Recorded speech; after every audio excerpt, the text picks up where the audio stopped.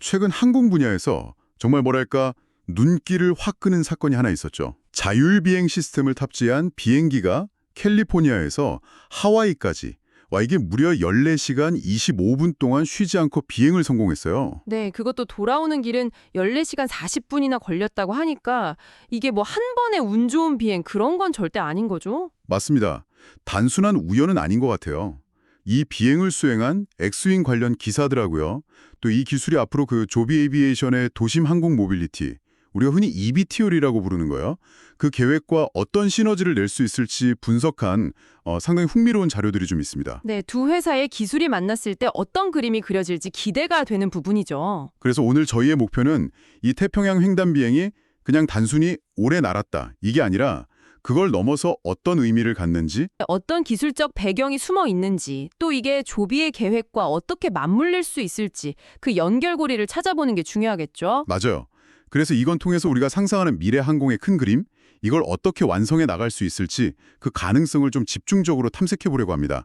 근데 사실 그 세스나 208B 기종으로 14시간 넘게 비행한다는 게 이게 상식적으로 좀 가능한가요? 여기에는 분명히 뭔가 숨겨진 이야기가 있을 것 같은데. 그렇죠. 그 기종의 일반적인 성능을 생각하면 정말 놀라운 일입니다. 우선 이 놀라운 비행 기본 정보부터 한번 확인해 보죠. 운영사는 엑스윙이라는 회사. 여기는 기존 항공기의 자율비행 시스템을 이렇게 통합하는 기술을 개발하는 곳이죠. 맞습니다. 항공기 자체를 새로 만드는 게 아니라 기존 검증된 기체에 자율비행 두뇌를 심는 전략을 쓰는 회사입니다. 네, 사용된 기체는 세스나 208B 그랜드 카라벤이고 등록번호는 N1101XW, 항로는 캘리포니아에서 하와이까지 논스톱. 네, 태평양을 가로지른 거죠. 핵심은 이륙부터 착륙까지 전 과정을 정말 사람 조종사의 개입 없이 해냈다는 점. 그리고 갔다가 다시 돌아오는 왕복 비행 모두 성공하면서 이 기술이 안정적이고 반복 구현이 가능하다는 걸 입증했다는 점이겠죠? 네, 그 왕복 성공이 중요합니다. 한 번은 어떻게든 가능할 수 있지만 재현 가능하다는 건 기술의 신뢰도가 상당하다는 의미니까요. 근데 아까 말씀하신 대로 이 세스나 208B는 보통 비행 시간이 한 5, 6시간 정도잖아요. 네, 그 정도가 일반적이죠. 자료에도 언급된 것처럼 뭐 보조 연료 탱크, 소위 그 페리 탱크라는 걸 달아도 보통은 10시간, 길어야 11시간 정도가 한계로 알려져 있는데 이걸 14시간 이상 비행했다는 건 정말 대단하네요. 이게 단순히 연료 탱크만 더 단다고 해결될 문제는 아닐 것 같은데요. 맞습니다. 그게 핵심이에요. 연료량 확보는 뭐랄까 기본 전제 조건일 뿐이고요.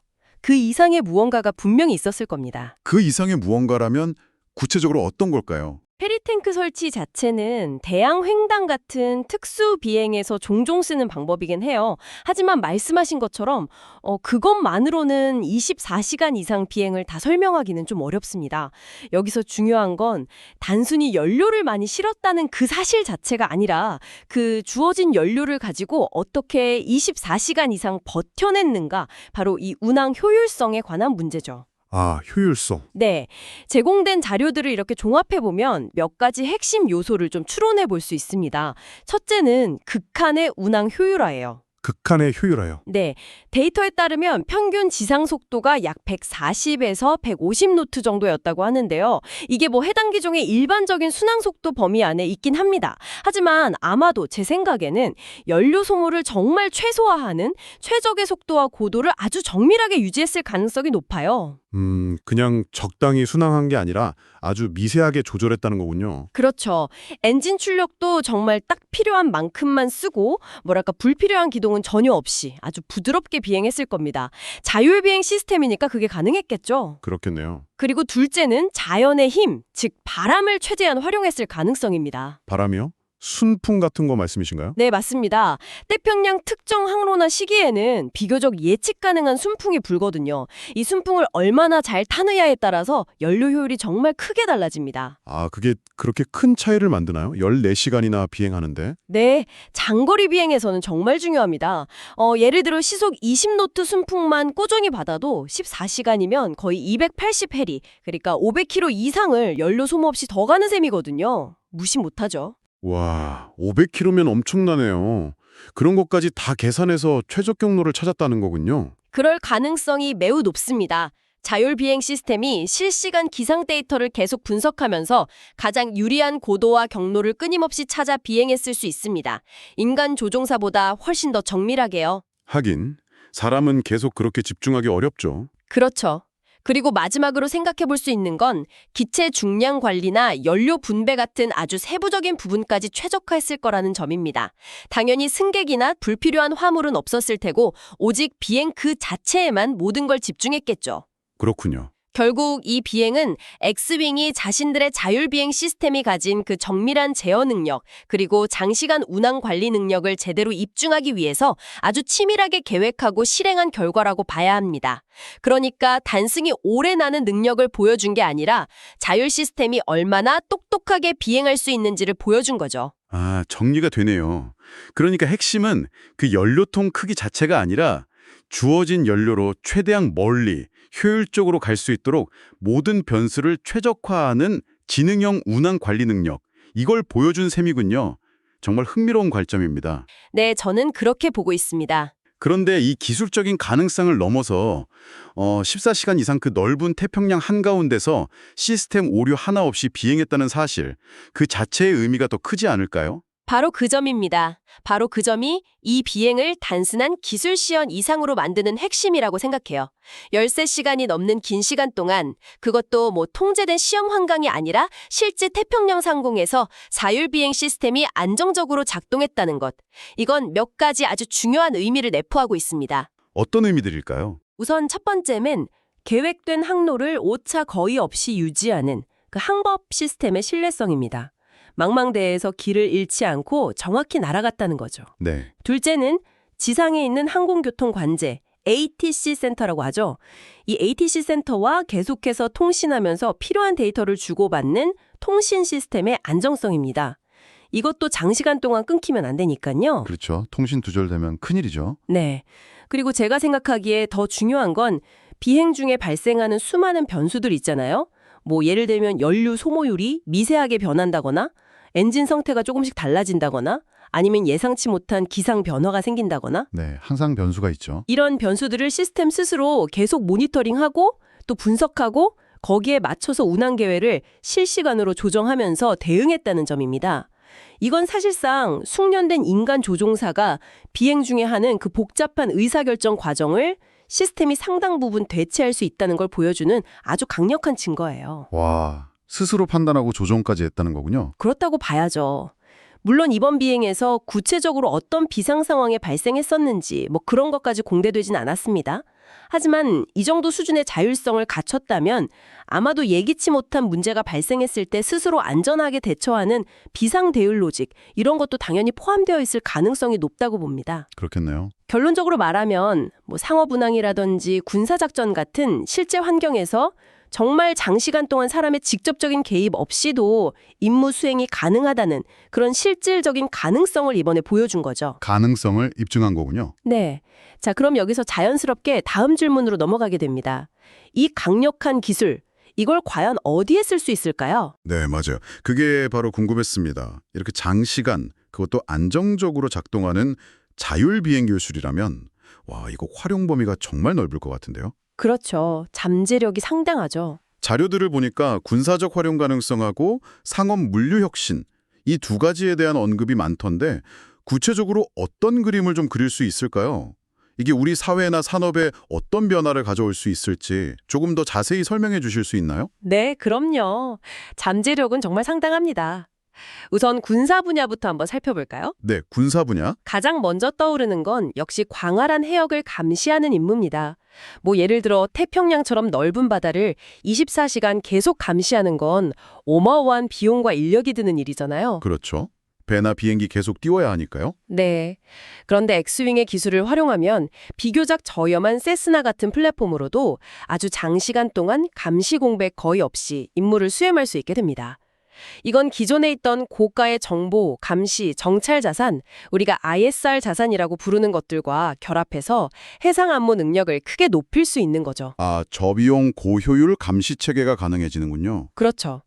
다음으로는 무인 보급 임무를 생각해 볼 수 있습니다. 예를 들어 위험 지역이라든지 아니면 접근이 아주 어려운 전방기지 혹은 바다 위에 떠 있는 함정 같은 곳에 필요한 물자를 조종사의 위험 부담 전혀 없이 안전하고 또 신속하게 수송할 수 있게 됩니다. 사람이 안 가도 되니까 안전하겠네요. 네, 특히 뭐 긴급 보급품이라든지 아니면 소규모지만 가치가 높은 물자 수송 이런 데 아주 유용할 겁니다.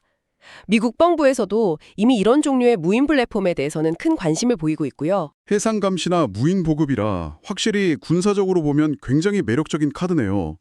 특히 조종사 위험 없이 임무를 수행할 수 있다는 점, 이게 크게 다가옵니다. 네, 그 부분이 아주 중요하죠. 그럼 상업적인 측면에서는 어떤 혁신을 좀 기대해 볼 수 있을까요? 물류 쪽 이야기가 많던데요. 네, 상업 물류 분야에서도 정말 혁신의 가능성이 큽니다. 예를 들어 하와이나 알래스카에 있는 외딴 섬들 있잖아요. 아니면 태평양에 흩어져 있는 여러 섬나라들. 이런 곳들은 현재 항공 운송 비용이 매우 비싸거나 아니면 서비스 자체가 아주 제한적인 경우가 많습니다. 그렇죠. 가기가 어려우니까요. 네.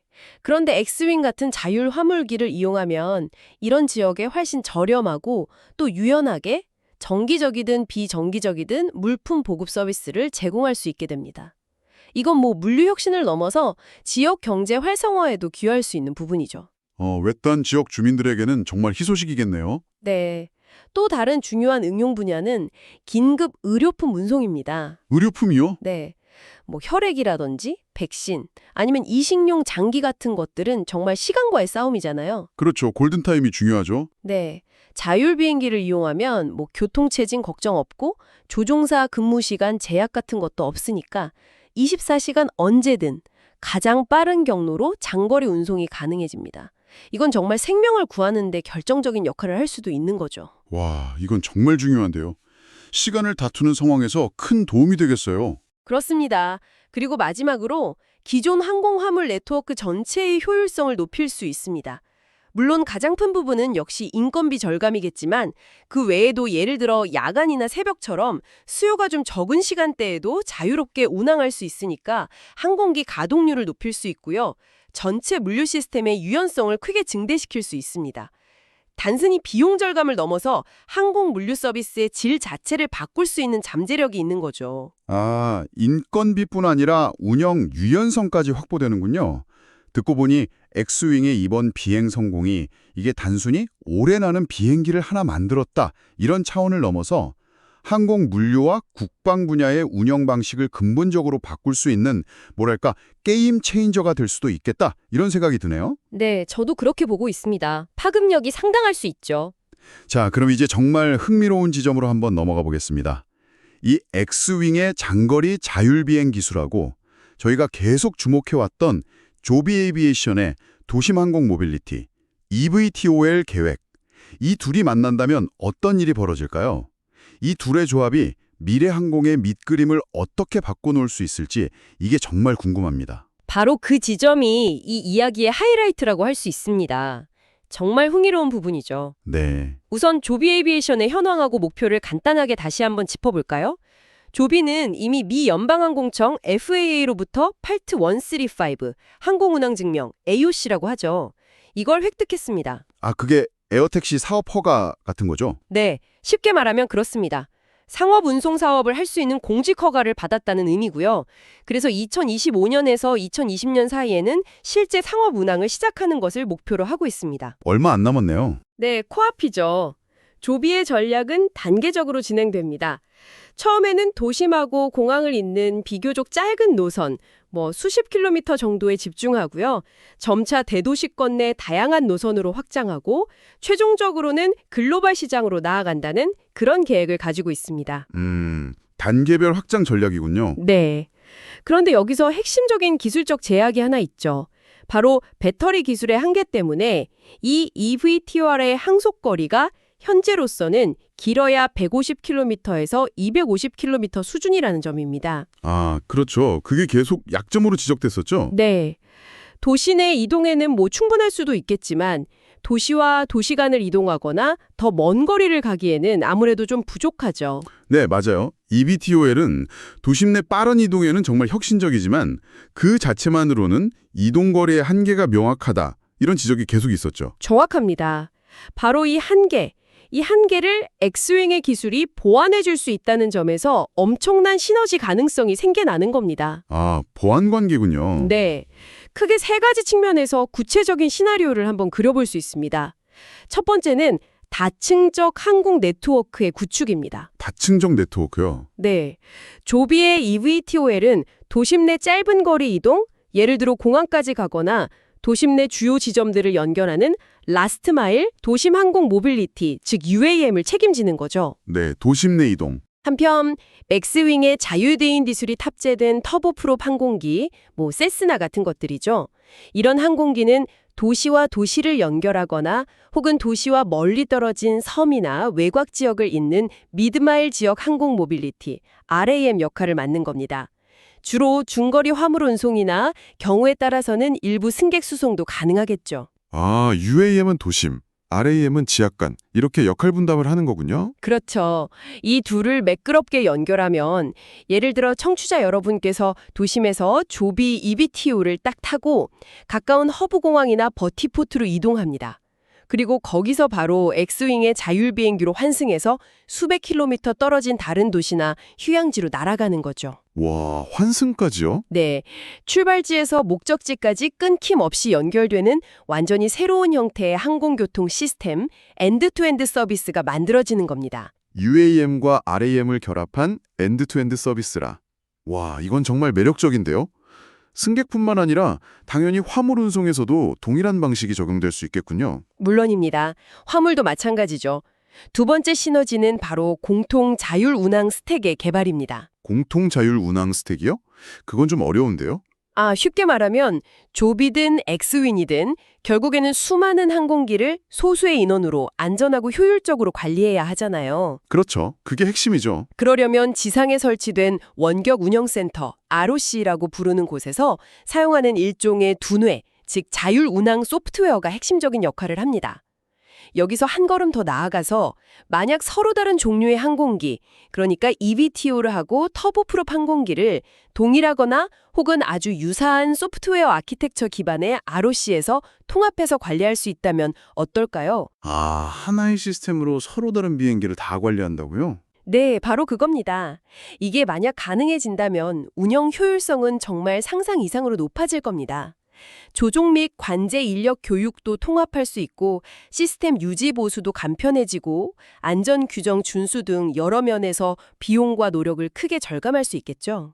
효율성이 엄청나게 올라가겠네요. 그렇죠.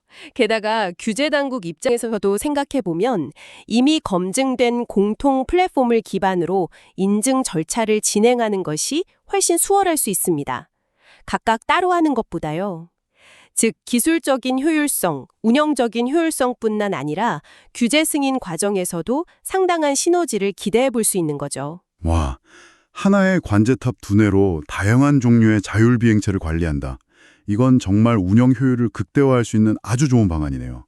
세 번째 시너지는 그럼 어떤 건가요? 세 번째는 군사 및 정부 시장 동시 공략입니다. 아, 군사시장도요? 네, 이미 조비는 미 공군의 애질리티 프로그램 같은 걸 통해서 EVTOL의 군사적 활용 가능성을 계속 타진하고 있습니다.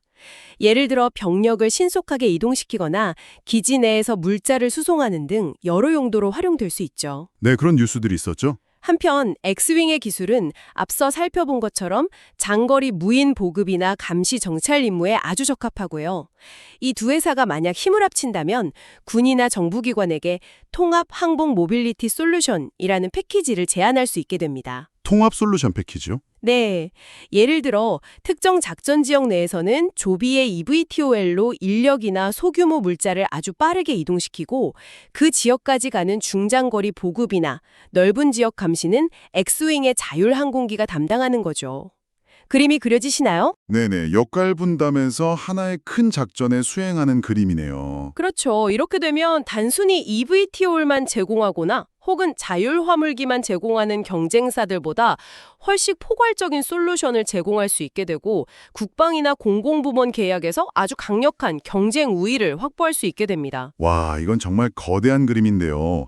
단순히 각자 다른 종류의 비행기를 만드는 회사가 아니라 도심 UAM부터 시작해서 지역, 그램, 심지어 국방까지 아우르는 완전한 통합 항공 네트워크 운영 사업자로 발돋움하려는 전략처럼 보입니다.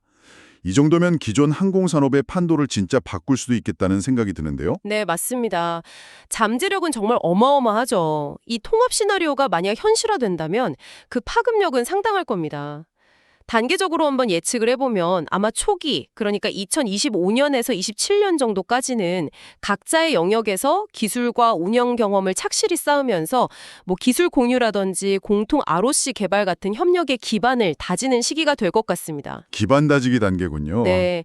그리고 중기, 한 2027년에서 2030년 사이에는 특정 지역, 예를 들면 하와이나 알래스카처럼 UAM과 램 결합의 효용성이 아주 높은 곳에서 실제 상업 운영이나 군사 시범 운영을 통해서 이 네트워크 융합 모델을 검증하고 관련 규제 승인을 추진할 가능성이 높다고 봅니다. 실제 테스트 단계네요. 그렇죠. 실증 단계에서. 그리고 장기적으로 2030년 이후에는 조비의 eVTOL 대량 생산 체제가 갖춰지고 X윙의 자율 비행 기술도 더 고도화되면서 이 하이브리드 항공망이 전 세계 주요 지역으로 확산될 수 있습니다. 어쩌면 군사 시장과 상업 시장을 동시에 장악하는 것을 목표로 할 수도 있겠죠? 정말 야심찬 계획이네요. 그렇다면 이런 기술 발전과 아직은 잠재적인 협력이지만 이런 움직임이 투자 관점이나 아니면 항공산업 전체 생태계에는 어떤 영향을 미칠 것으로 보시나요? 투자자들이나 기존 항공 관련 기업들이 주목해야 할 점은 뭐가 있을까요? 여러 가지 중요한 변화가 예상됩니다. 가장 직접적으로 와닿는 것은 역시 운영 효율성 혁명이겠죠? 효율성 혁명. 네, 이게 만성적인 문제였던 조종사 부족 문제에 대한 근본적인 해결책이 될 수 있습니다. 그리고 인건비 절감 효과는 당연하고 24시간 운항할 수 있는 유연성 확보는 항공운송의 경제성을 크게 개선할 겁니다.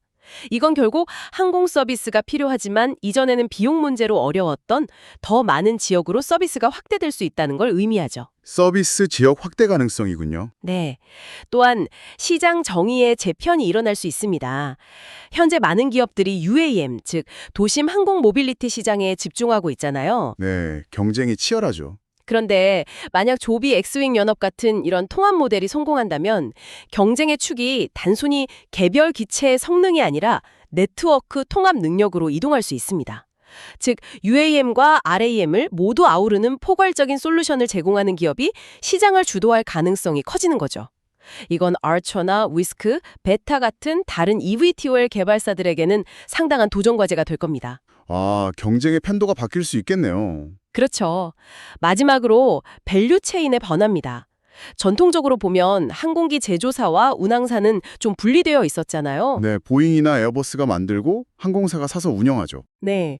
그런데 이 새로운 모델은 하드웨어, 그러니까 항공기 자체와 소프트웨어, 즉 자율 운항 시스템, 그리고 서비스, 즉 운용 네트워크까지 모두 통합하는 형태입니다. 단순한 제조사를 넘어서서 플랫폼 기반의 모빌리티 서비스 제공자로 진화하는 것이죠. 제조와 운영을 다 하는 거군요. 그렇습니다. 이는 보잉이나 에어버스 같은 기존의 거대 항공기 제조사, OEM들에게도 완전히 새로운 유형의 경쟁자가 등장한다는 것을 의미하고요.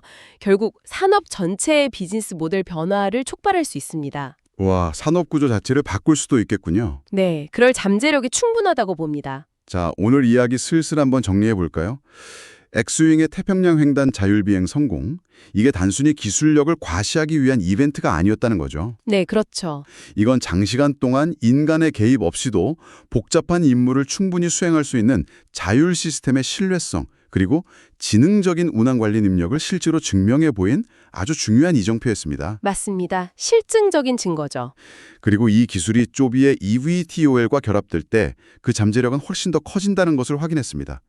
도심 내 이동, UAM에서 시작해서 지역 간 이동, RAM, 심지어 국방 임무까지 아우르는 거대하고 통합된 미래 항공 모빌리티 네트워크 구축라는 정말 놀라운 가능성을 열어준다는 것을 저희가 함께 살펴봤습니다. 이 모든 것을 종합했을 때 우리는 결국 무엇을 봐야 할까요? 네, 최종적으로 이 잠재적인 결합, 이 시너지가 시사하는 바는 항공산업에 정말 새로운 종의 기업이 등장할 수 있다는 것입니다. 새로운 종의 기업이요? 네. 단순히 비행기를 만들어서 파는 보잉이나 에어버스 같은 전통적인 제조사와는 완전히 다른 거죠. 이들은 자율비행이라는 핵심 기술을 기반으로 해서 하드웨어, 소프트웨어, 그리고 운영 노하우까지 모두 갖춘 뭐랄까 자율항공 모빌리티 플랫폼 사업자를 지향합니다. 이건 항공산업의 경쟁 지형 자체를 바꾸는 것은 물론이고 더 나아가서 우리가 이동하고 또 물류를 처리하는 방식 자체를 근본적으로 바꿀 수 있는 그런 잠재력을 지닌 움직임이다. 이렇게 평가할 수 있겠습니다. 네, 정말 미래가 성큼 다가온 듯한 느낌이 됩니다. 오늘 정말 깊이 있는 분석 감사드립니다. 네, 저도 즐거운 시간이었습니다. 마지막으로 청취자 여러분께 질문 하나를 던지면서 오늘 시간 마무리하겠습니다. 만약 오늘 저희가 이야기 나눈 이런 자율비행 네트워크가 정말 현실이 된다면 여러분, 우리 삶은 어떻게 달라질까요? 단순히 이동 시간이 줄어드는 것, 그 이상의 변화가 있지 않을까요? 분명히 그럴 겁니다. 예를 들어 우리가 거리라는 개념을 지금과는 전혀 다르게 느끼게 될지도 모릅니다. 물리적으로 아주 멀리 떨어져 사는 가족이나 친구를 만나는 일이 지금보다 훨씬 더 쉬워질 수도 있고요. 또 지금은 상상하기 어려운 아주 외딴 곳에서 일하고 생활하는 것이 가능해질 수도 있습니다. 도시와 농촌, 섬과 육지의 경계가 점점 희미해지고 우리의 생활 반경과 방식 자체가 근본적으로 재편될 가능성, 여러분도 한번 상상해 보시면 어떨까요? 네, 흥미로운 상상이네요. 오늘 저희와 함께 미래 항공의 가능성을 탐색해 주셔서 정말 감사합니다. 감사합니다. 다음에도 더 흥미로운 주제로 여러분을 찾아뵙겠습니다. 안녕히 계십시오.